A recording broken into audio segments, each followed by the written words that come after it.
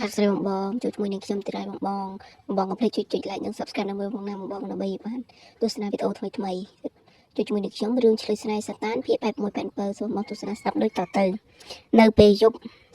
អ្នកខ្លះថ្មនេះហើយនៅមិនទាន់រួចដែររវល់មកមានញឹកនឹងការងារនៅឡើយមួយរយៈនេះការងារច្រើនចំណាយពេលខ្លះក៏ធុញដែរព្រួនចង់នៅក្បែរនាងជាងនៅក្នុងបន្ទប់ម៉ូលីហុចទឹកស្លៀកពាក់រួចរាល់មកអង្គុយលើពូកសម្លឹងមើលទៅខាងក្រៅតាមបង្អួចយូរម្ដងក៏លើកភ្នែកមើលទ្វារពេលនេះរាប់យប់រៀងជ្រៅហើយគេនៅធ្វើការងារមិនទាន់ហើយទៀត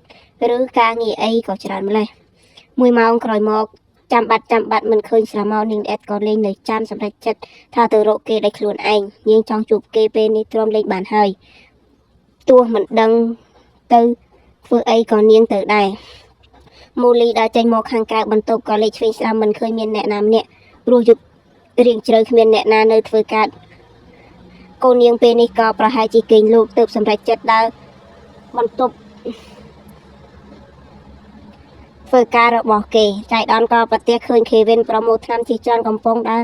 កាត់នាងនេះជាថ្នាំអីនាងឆ្ងល់ទើបសួរជាថ្នាំបំបត្តិការឈឺក្បាលធម្មតាទេអ្នកស្រីខេវិនញញឹមឆ្លើយតែមិនមែនជាការពេទ្យថ្នាំទាំងនោះជាថ្នាំរងាប់អារម្មណ៍ដែលចាហ្វាយគេប្រើអស់ឲ្យគេយកទៅបោះចោលសុំមួយកំប៉ុងបានទេអ្នកស្រីយកធ្វើអីថ្នាំនេះអស់ហើយនៅសល់តែសម្បកខ្ញុំចង់បាននាងរៀងកាច់ជាងមុនបន្តិចខេវិនមិនហ៊ានប្រកែកក៏ព្រមឲ្យព្រោះខ្លាចចិត្តនាងសូម្បីតែលោកប្រុសគេមិនហ៊ានឲ្យនាងទាស់ចិត្តផងឯណាគេឯណាហ៊ាននោះលោកទៅចុះបានថ្នាំហើយនាងក៏ឈប់និយាយជាមួយដើរកាន់កំប៉ុងថ្នាំសម្ដៅទៅបន្ទប់ធ្វើការគេបន្តទៀតខេវិនតាមសម្លឹងនាងមានអារម្មណ៍ថាសង្ស័យបន្តិចកែមក៏មិនចង់ខ្វល់ច្រើនទៅបំពេញការងារបន្តនៅក្នុងបន្ទប់ធ្វើការគ្រៀនឈរបាយមកទៅបង្អួចនិយាយទូរស័ព្ទជាមួយដៃគូសហការរឿងជំនួយពីម្នាក់ទៅម្នាក់តាមពិតគេមិនគួររវើដល់ថ្នាក់នេះទេតែព្រោះតែមិត្តគេលេងធေါ်ក្តៅវិញ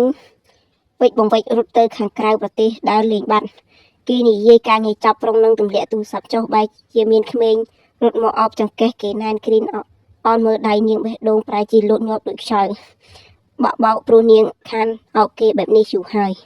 លោកប្តីនាងហៅគេតិចបេះដូងអ្នកខ្លះកាន់តែលូតញាប់គេប្រលេះដៃនាងចេញពីចង្កេះបែរមុខមករកនាង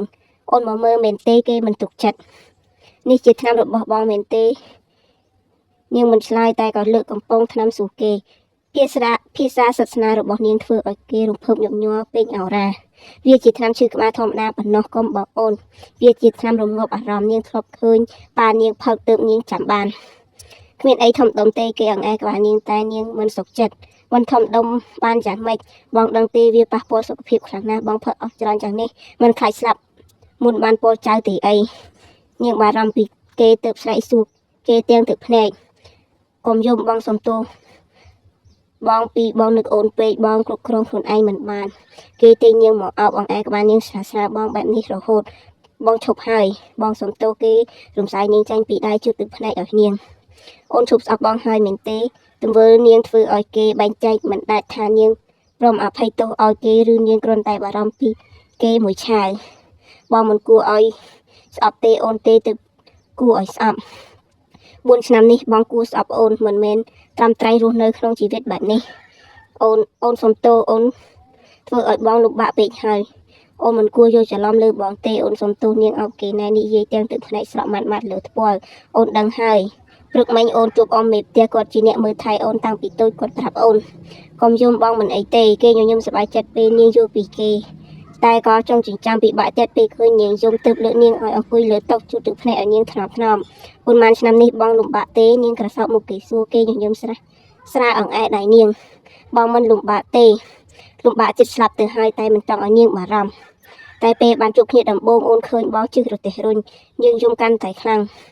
បងដើរចុកជើងពេកក៏ឲ្យខេវិនរុញគ្មានអ្វីធំដុំទេ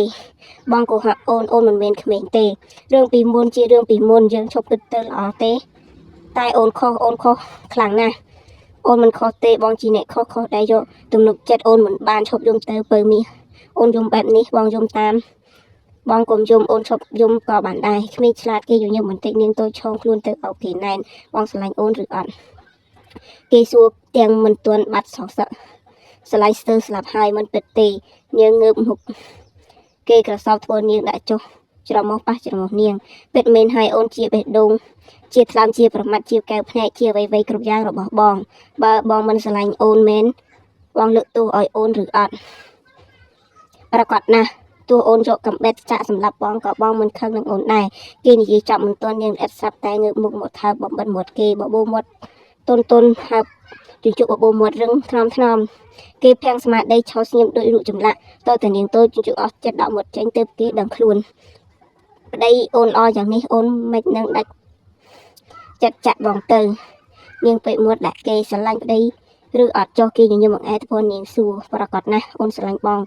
មានរឿងអីថ្ងៃក្រោយបងសូមឲ្យអូនស្ដាប់តាមការបកស្រាយរបស់បងស្ដាប់ហេតុផលរបស់បងសិនបានទេគេនិយាយបង្ការទុកមុនខ្លាចមានរឿងអីកាត់ឡើងទៅនាងរត់ចោលគេ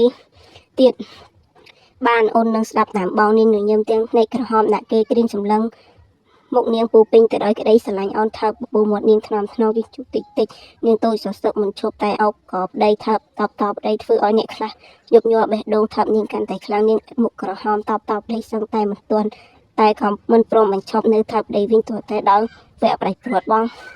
អូនចង់នៅជាមួយបងនាងអង្អែទ្រង់គេតិចប្រាប់គេស្រាលទាំងកែវភ្នែកកំសត់លាយឡំជាមួយនឹងកែវភ្នែកប្រាថ្នាគេស្ងួតបំពង់ក៏សម្លឹងមុខនាងមិនដាក់នៅទីនេះឬទីណាមិនសំខាន់ឲ្យតែមានបងហើយនឹងអូនប៉ុណ្ណឹងគ្រប់គ្រាន់ហើយនាងញញឹមដាក់គេអស់សំណើចអង្អែមុខនាងលួចប៉ារ៉ូបងមកនិយាយហើយឬកាលពី5ឆ្នាំមុនក៏ធ្លាប់និយាយបែបនេះដែរអូនមិនត្រឹមលួចសំដីបងទេអូនថែមទាំងលួចបេះដូងរបស់បងថែមទៀតចាំមើលនាងនិយាយទាំងចង្អុលដើមទ្រូងគេអ្នកខ្លះពេញចិត្តមួយទំហឹងអត់ថើបមាត់នាងទៀតដៃទីង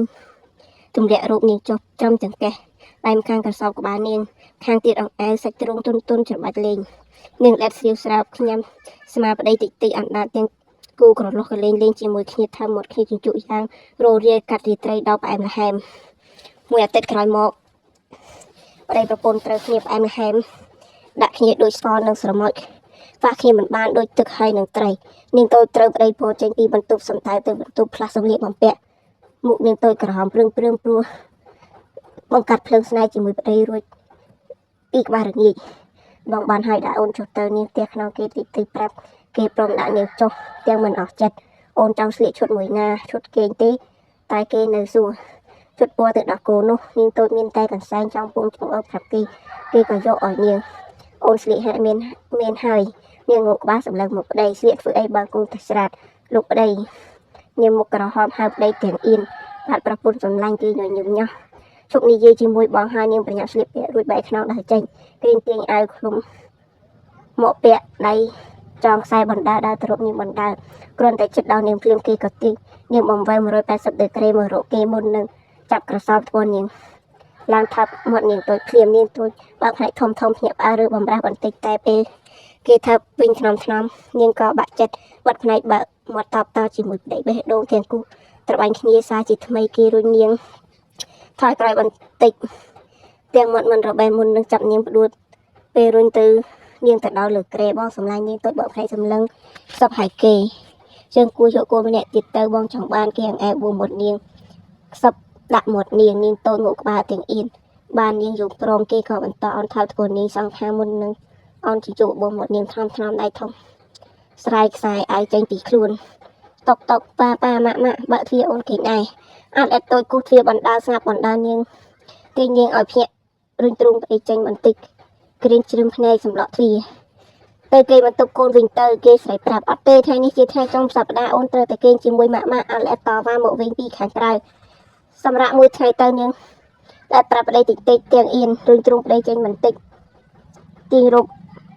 ឲ្យរៀបរយមុននឹងក្រោកទៅបើកទ្វារឲ្យកូនក្រៀមចង់ចិញ្ចាំទីខ្សែអាវមកចងវិញទាំងមុខដូចគេចង់បាញ់ម៉ាក់អូនគេងជាមួយម៉ាក់ដែរបានទេប្រកាសជាបាននាងញញឹមដាក់កូនអាលិតសប្បាយចិត្តមកតុកតារត់ឡើងលើក្រែចៃដល់ឃើញទៅមុខលោកប៉ាមិនស្រស់ក៏ដាក់ខ្លួនចុះលេងរពើម៉ាក់ប្រកាសជាឲ្យអូនគេងហើយតែអ្នកខ្លះជាមិនពេញចិត្តទេគេឆ្លើយកញ្ចក់និយាយយ៉ាងកំសត់ធ្វើឲ្យក្រៀងជ្រេចង្កេះសម្លឹងមើលមុខដឹងខ្លួនហើយមិនដើរចេញហួសចិត្តផងខ្នាញ់ផងជាឪពុកជាមូលឡើងសុទ្ធតែអ្នកខ្លះផ្ទះ3កំភ្លៀង ទះ3កំបេះគូតឥឡូវហើយធ្វើម៉េចយើងមិនសំខាន់ក្នុងកែភ្នែកគេឈិនឈិននៅបន្តដល់ដង្ហើមធំសម្ដែងក៏មកដល់តួកំសត់ពង្រត់ឡើងខ្នងឥឡូវហើយអូនកូនមិនទាន់ដឹងខ្យល់អីផងចង់វាយកូនឬឈិនឈិនងើបមុខតវ៉ាមានហើយចិត្តអាក្រក់ម្លេះកាត់រកជនជាតិតៃនោះហេកុំប្រៀបធៀបប៉ាមិនមែនចំសៀតដូចពួកវាជក់គេទៅប្រៀបធៀបជាមួយពួកវាគេសុខចិត្តងាប់អញ្ចឹងប៉ាចំសៀតជាងពួកវាមែនទេឈិនឈិនបានហើយឈប់ជួគ្នាទៅយប់ហើយយើងចូលគេងទៅណាយើងឡើងលើក្រេប្រាប់ទាំងអស់សំណាច់អូនគេងកណ្ដាលឈិនឈិនស្ទុះក្រោកប៉ាមិនព្រមបើប៉ាមិនព្រមទៅគេងបន្ទប់មួយម្នាក់ឯងទៅគេអាងថាម៉ាក់នៅទីនេះទៅហ៊ានឆ្លោះជាមួយប៉ាអាកូនក្បែរខូចកូនកាត់រកប៉ាឈិនឈិនញញឹមស្រស់ទម្លាក់ខ្លួនគេអោបម៉ាក់ក្រែងមុខមិនរីកទម្លាក់ខ្លួនគេយកដៃកុំផ្កាមូលីបើភ្នែកសម្លឹងមើលប្តីលួចសែក្នុងចិត្តអាណិតប្តីមិនដាច់ទៅឈានដៃទៅចាប់ប្តីថ្នមធ្វើឲ្យអ្នកខ្លះលួចញញឹមសម្លឹងមុខនាងទូជប់នេះមិនបានគេងអោបយ៉ាងណាក៏បានកាន់ដៃដែរចាគុណបងស្រាប់ការទស្សនាស្ដាប់រឿងឆ្លៀសស្រែសតានភាគ81 បញ្ចប់តែប៉ុណ្ណេះបងចាគុណច្រើនស្រាប់ការទស្សនាវីដេអូរបស់អ្នកខ្ញុំទាំងអស់គ្នា